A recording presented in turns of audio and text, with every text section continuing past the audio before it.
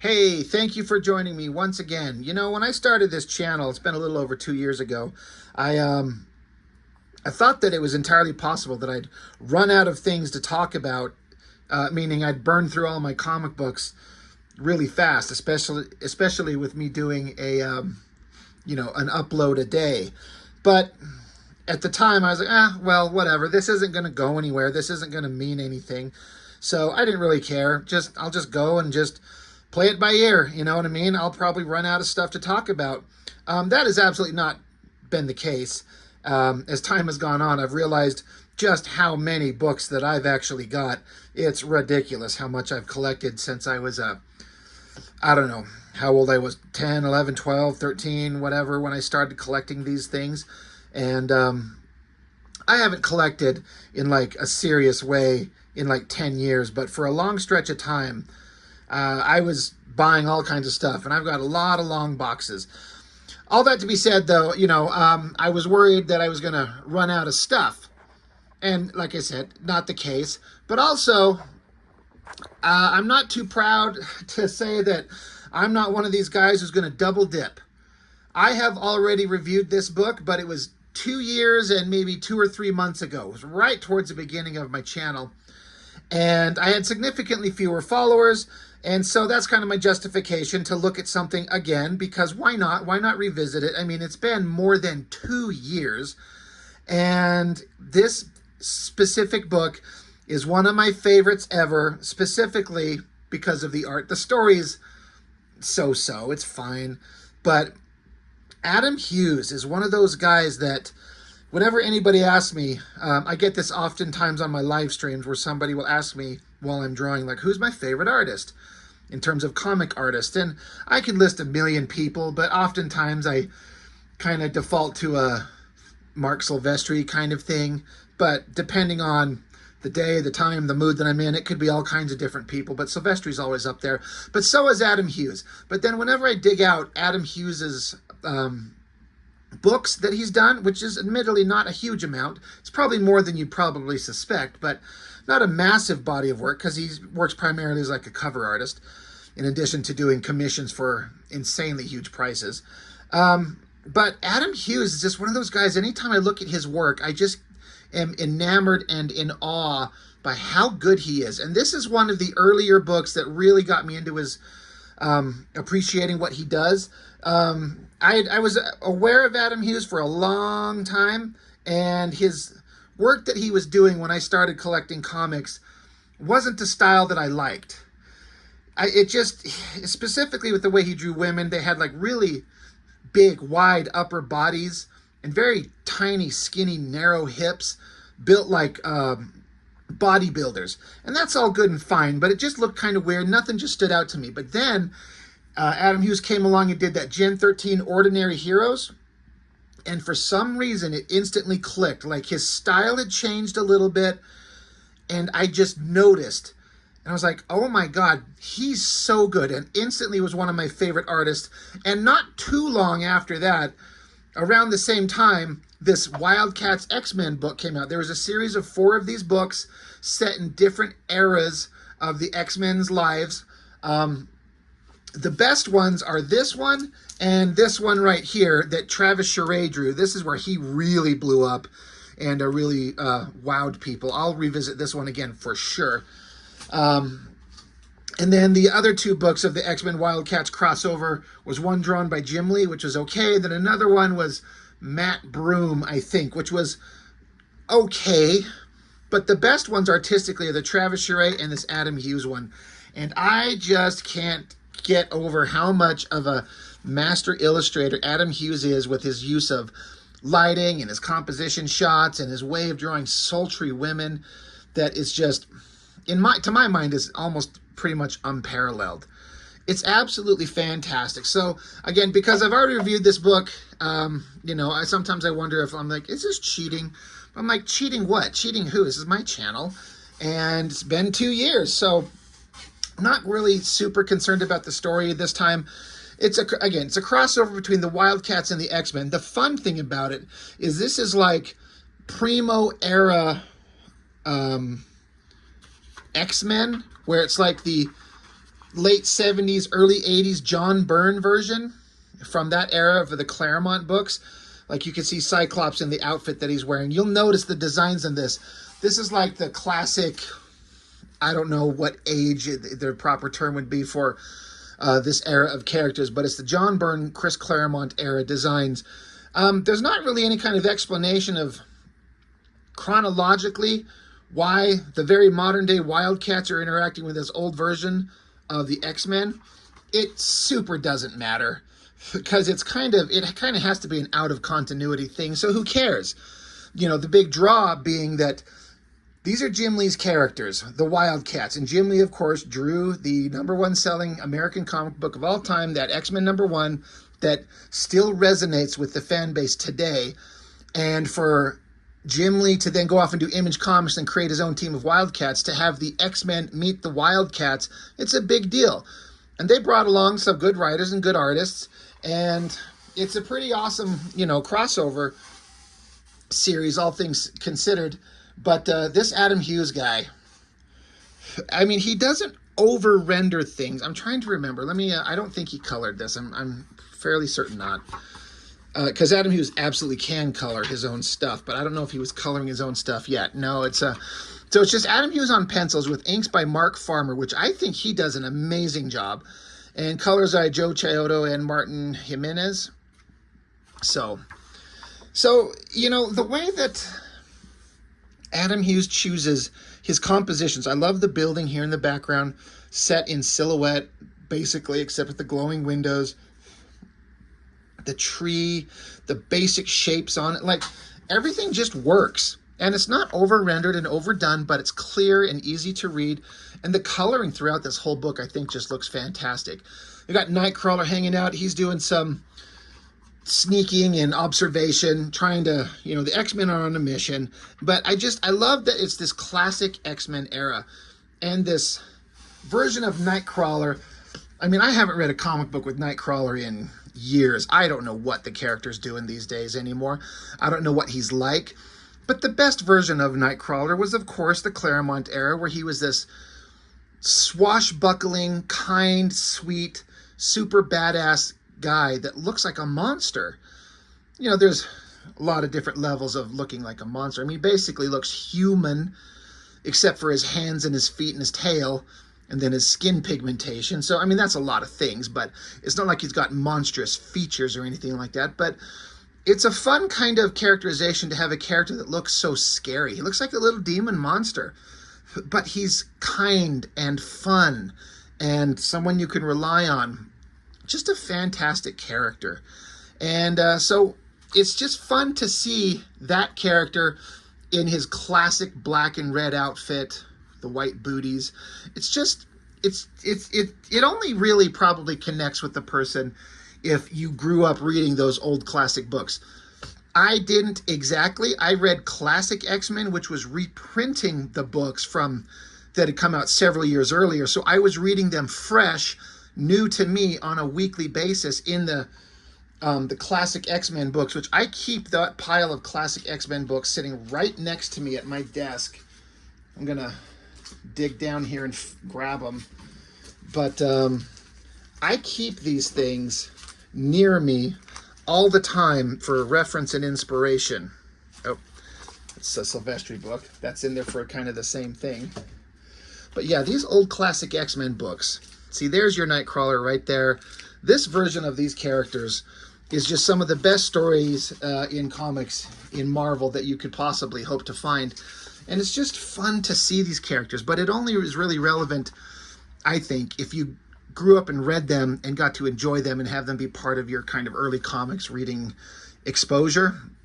And if you didn't, I could see how a person could be like, it's fine, but I don't get the appeal. You know, nostalgia plays a lot into, I think, comics reading for real. But unfortunately, for Nightcrawler, a great character with a great design, a wonderful history, loved by millions, he has to interact with Warblade, who fucking sucks. And come on, if you like Wildcats, fine. I kind of do too, but a lot of it's tied to childhood nostalgia. If you like Warblade, okay, fine. But why? What is interesting about him? He's liquid metal, okay, but all he ever looks like he does is he stretches like he's made of rubber or something, like Mr. Fantastic. And so many of these artists, all they ever did was just have him change the shape of the claws on the end of his fingers. When he's made of, his body's like a malleable liquid metal thing that can basically, he's the T-1000, except like a living being. I mean, the way they kind of portray the character, he can make his stupid costume design just manifest on him. So he can change his appearance, just like the T-1000 from Terminator 2. But that kind of like ability, I feel like there should be so much more imagination put into what the character can do. But all he does is grit his teeth and want to fight and change the points of his fingers to various claw shapes. And that's it. That's his character. He's liquid metal and can fight with claw shapes on his fingers. He's got a stupid 90s ponytail that's green. I'm kind of fine with the ponytails. It's just a stylistic thing at the time. But his outfit with these pipes around his arms, around his body, and then connected to his arms, what are they? I know, anybody that watches these things, every time Warblade shows up, I'm like, he's stupid. The only thing that I think is like, makes people think fondly on him is that he was often drawn by great artists like Jim Lee, and it makes him look kind of cool. He's a badass when he's sitting there gritting his teeth, and he's got giant metal claws, and he's cutting up lizard monsters, and there's blood everywhere. It's like, yeah, that's fucking badass. Sure, there's a lot of characters like that in comics. What makes Warblade stand out? Nothing. He sucks. But Adam Hughes makes anyone look good. He chops at the tree that Nightcrawler was hanging out on. Actually, I didn't skip a page. Nightcrawler does his teleportation thing, you know, the BAMF. And of course, this happens a lot where he does the trick where he teleports, punches. But oftentimes when the opponent he's fighting is a badass, they kind of notice the pattern and don't let him do it for long, which happens. But while they're fighting, explosion. And then the Hellfire Club soldiers show up. And like, oh, well, I guess our heroes need to team up against the Hellfire Club soldiers. And Warblade, being who he is, he's going to jump, he's going to scream, he's going to carve people up with his bladed hands. Oh, but look, at least one of them is a Daemonite, which is one of the stupid lizard monster creatures from the Wildcats that can assume other forms. So I guess it's fine to cut up lizard monsters. God, I'm focusing too much on the goddamn story. I just want to talk about his art. Look at this beautiful shot of Nightcrawler. It's hard to do anatomy when you keep it just pure black, so it's almost a silhouette, and keep it understandable. Love this pose. He's bent over, he's sneaking, the shadows on his face, the glowing eyes. It's so great. Love this shot where Nightcrawler's here, kind of crouched over, and it's kind of like this open line silhouette in the background. Warblade's looking at the carcass of the lizard monster he chopped up, so much so that his like exposed rib cage is showing. And Nightcrawler's like, yeah, you'd get along with my buddy Wolverine really well. So they chit chat for a minute. A microscopically kind of cool moment where Warblade's like, well, all right, you're not who I was after. It was this guy. And like, so Nightcrawler's like, okay, cool, but now what? There's a rumble, like thunderstorm. Nightcrawler looks up, and then when he looks back for a moment, Warblade has disappeared. He's gone. So that's kind of a cool moment for Warblade. He just vanishes. Love this uplighting shot. So good. And then another great shot of what Nightcrawler just standing there. Great anatomy, great silhouette, great costume design. Am I correct? Dave Cockrum is the designer of most of these X-Men outfits. The Storm one, Nightcrawler, Colossus 2. Correct me if I'm wrong on that. All absolutely flawless, beautiful kind of superhero costumes, especially Nightcrawler and Storm. Wolverine's brown and tan costume, perfect, love it. So you get now both separate teams kind of gathered up talking about whatever's going on. The Wildcats, like, okay, who cares? It's just so fun to see the old classic version of the X-Men showing up. And writer James Robinson, right? Yeah. He made the team of X-Men feel like the characters that they're supposed to be. They don't feel like strangers or not miswritten, you know, to be weird or strange. It feels like the X-Men, like they're supposed to be. And then, of course, the Wildcats. We didn't know them really well enough to have like an ingrained kind of personality to the characters that was critical. So they can kind of do whatever. I don't give a shit. Adam Hughes will take any opportunity to draw, like, you got Voodoo here, like doing exercises, so to just kind of display his anatomy and sexy girl drawing skills. It's pretty awesome. Love this shot, actually, of Storm standing here. It's an elevated back shot, giggity, long white hair, and then the ability to draw that very specific cape of hers. It's not like a Superman cape where it's just it's connected at the neck and there's like a flat square shape at the base. It's like two big round oval shapes. And so it kind of becomes a very specific design, especially when the cape is clasped at the front of her chest and kind of hangs over the front of her shoulders. It's such an interesting design, but he nailed it flawlessly here. That looks so great. So now both teams are on a mission to go find something. Bad guys, whoever, whatever. The Wildcats and the X-Men, you know, are going to end up joining up at some same place. It's probably going to be the Hellfire Club. So you got Spartan and Voodoo in disguise. And they get led into the Hellfire Club. And they get put into a room. All great art, all great backgrounds. Kind of bored with this page when you got this beautiful stuff going on right here. Adam Hughes can draw anybody incredibly. But there's a couple of characters I feel like he almost does better than anybody else. And Jean Grey in her Phoenix costume is one of those I feel like he gets it. It looks so good. I love her face. She's absolutely beautiful. The long hair. And then I love how he does this in a lot of his drawings, depending on the material and the costume design. But you see how her long gloves and her long stocking boot things, he doesn't really render anything physically on those. They left mostly open, but then he'll do the dark shadow rendering on the other parts of the body. It looks fantastic. I always love the hip sash that the character design has.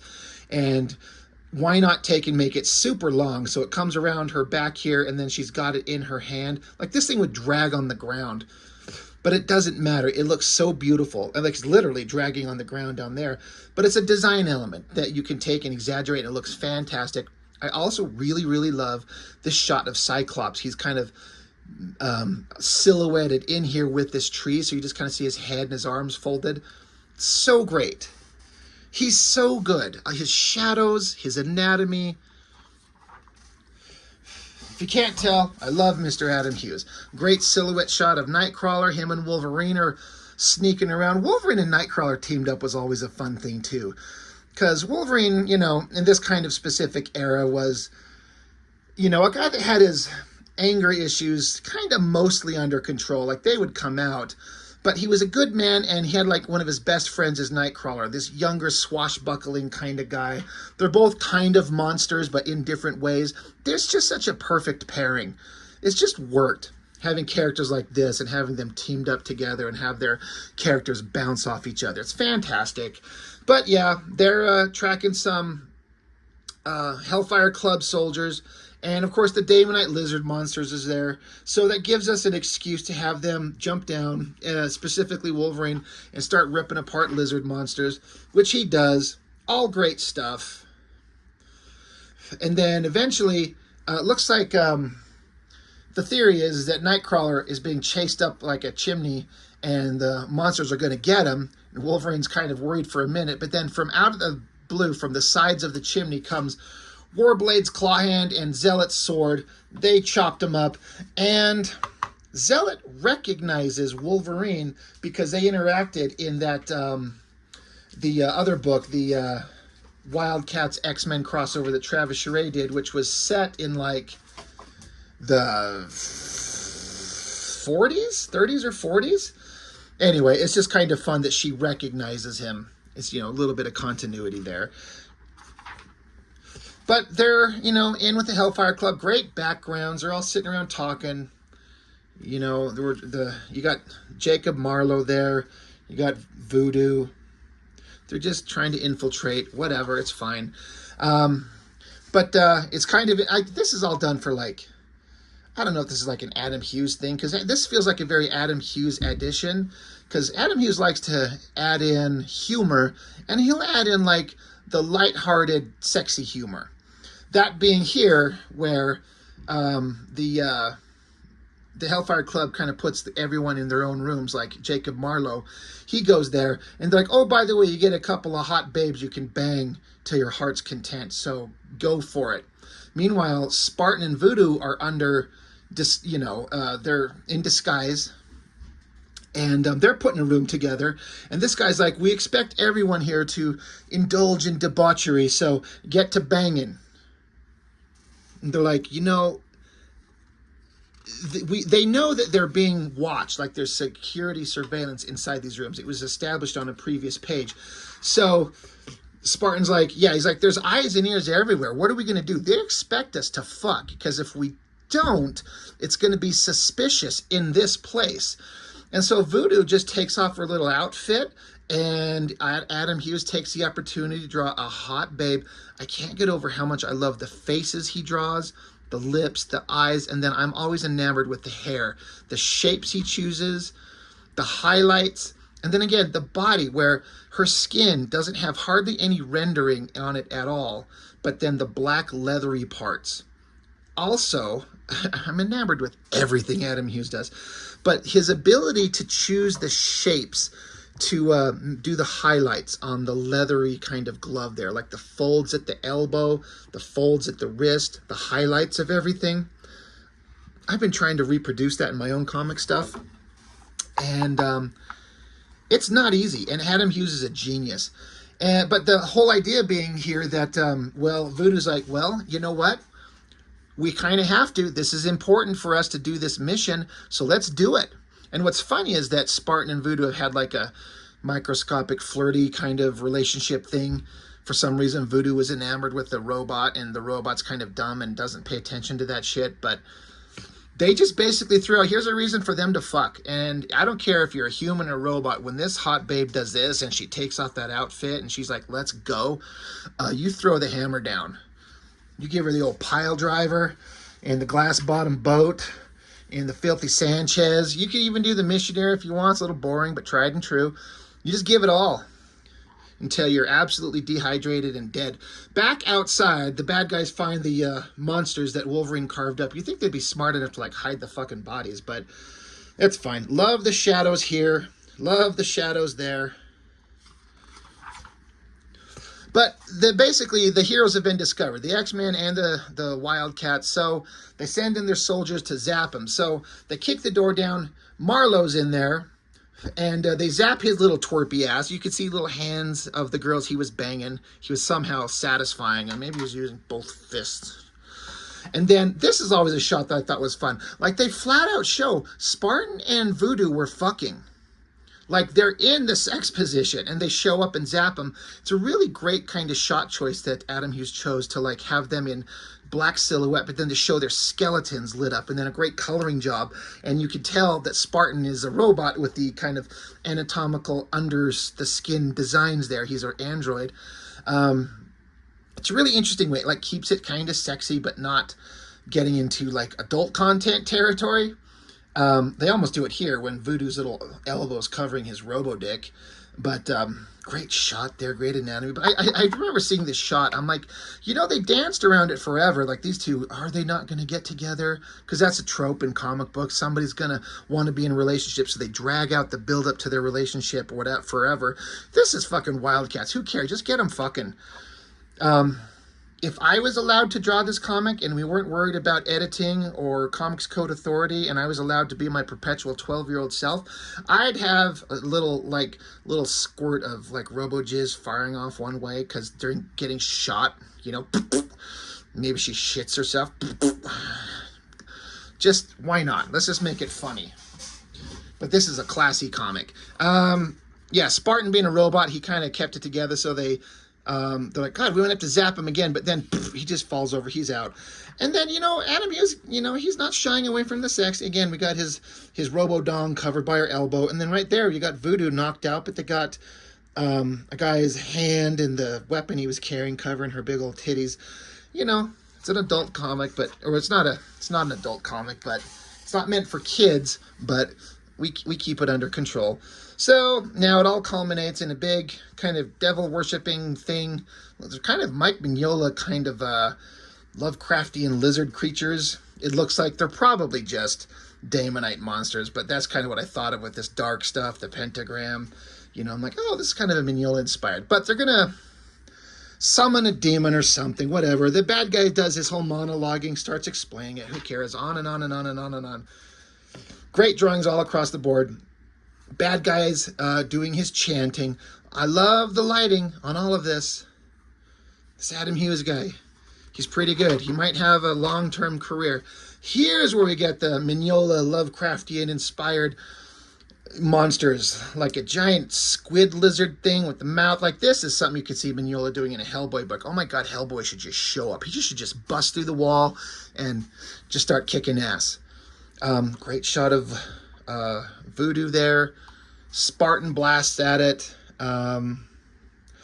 Nightcrawler sneaks in here and gets Voodoo away. I mean, if you got to choose anybody to save, why not choose the hot girl with the long dark hair? Yeah, get her. Save her. And then now we get a big giant double page splash of the wildcats and the X-Men bursting onto the scene, minus the guys who got captured. And we're here to kick ass. What a great shot. I just love everything about it. But of course, I love the drawings of the X-Men better because, I mean, I was going to say for a second that I thought I would say Adam Hughes has a bigger affinity for the X-Men characters, but I don't know that. I'm just assuming, but, you know, he's been a long-time comics fan, and the Wildcats are a new team. I'm sure he kind of didn't give a shit, but the opportunity to draw these classic version of the X-Men, I like all the X-Men shots better than all the Wildcat shots. Storm down here flying is perfect. Wolverine right up front is great. Colossus is cool. The Jean Grey is fantastic. Zealot's fine. Void's fine. Grifter's fine. Warblade's fine. Maul, one of my other like most hated characters. He looks like a giant ape, which I guess he kind of is. But the team's here. We're going to kick ass. So we start blasting things. Storm. It's a really interesting compositional shot choice to have her in this pose with her, like, she's basically in the top left of the panel with her body like going out of the panel, but then she's twisting and blasting back to the right. So it's kind of a directional device to force your eye through a page. And the weird pose he put her in, I would never in a quadrillion years think to pose the character like that, crossing over panels, but it works great. So everyone's fighting something. The X-Men have to figure out what they're going to do. Well, both teams are going to have to figure out what they're going to do. So fighting, stabbing, booty shots everywhere, especially with the Wildcats characters because they're a little bit more soulless and stupid. Nightcrawler, he's running off with Voodoo, and this is a very Chris Claremont thing. An unnecessary, unsolicited kiss. Like, I swear to God, that happens in Claremont X-Men books all the time. And so it's very on model for the characters, but Nightcrawler makes out with Voodoo. He's like, a kiss for luck. And she's kind of shocked for a second, but then, of course, because it's Nightcrawler, she's into it. But then he teleports right away, and she's like, she gets a gross taste of, like, what is it, you know, that charcoaly stink that they always talk about, his whatever, you know what I'm talking about. Anyway, she doesn't like that. But giant lizard monster, they gotta kill it, so we get another absolutely beautiful shot of Phoenix, drawn by Adam Hughes, the lighting on the hair, the crazy awesome rendering on her body, the designy elements of the sash just kind of blending in with her legs into kind of like an abstract shape. Fantastic. She's blowing away the lizard thing. Oh, by God, wait a minute. There's a bomb. Something's going to explode or something, or the portal's going to blow up. Something's going to blow up. Boom. Giant explosion. They're pulling their asses out of the fire and the destruction, which is, we're going back to page 1 with Cyclops pulling Spartan out. And they're like, oh my God, did everyone die? Did both our respective teams just die? Oh, no, there's the giant Phoenix Force. Explodes up out of the ground. And they say, with the whole help of Void, they were able to save everybody. So, oh, by the way, there's some Daemonite monsters and some Hellfire Club soldiers left over. So presumably they kill the shit out of them, because over here in the epilogue, last 2 pages, the team's standing around and Wolverine's like, yeah, you guys got a nice body count. Like, good God, they call me bloodthirsty. The Wildcats are like, yeah, we're badasses. We're like a 90s era team. You guys are from the late 70s, early 80s. You guys had it. You guys could have the luxury of morals, but we're the Wildcats. We fucking kill things. What a great shot of Jean Grey. It's bordering on the stylistic choices that Adam Hughes would do that I don't like. Wide upper body and much tinier, thin, scrawny ass, because Adam Hughes likes to draw bodybuilders. But it still works. It's still good. And then, so the team's just having their kind of final words. You know, they're talking about, yeah, the man who leads our team, meaning Professor X Storm, is like, the man who leads our team would not approve of your guys' tactics. It's a little bit extreme. The Wildcats are trying to justify themselves, and if that's the world to come, then it's a dark and terrible place. It says right there. Okay, fuck it, whatever. We're trying to get a moral. What a beautiful shot of Storm. God, she's so beautiful. It's such a great character design. The long flowing white hair, and then that cape, like I was talking about, is clasped at the front of her, but then it doesn't go up over her shoulders. It comes down across the front, and then this little banding along the edge of the cape, how it comes down, and Adam Hughes draws it kind of going in these little swirls behind her. And then the outfit. I've talked often about female characters. Like, I like drawing female characters. I'm a guy. I like women. I like drawing female figures. I draw nude female figures all the time.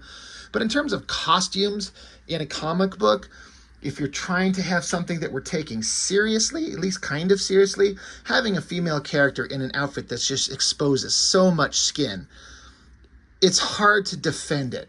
And this costume would fall within that kind of critique, but I would never change that costume design ever, because it's so perfect.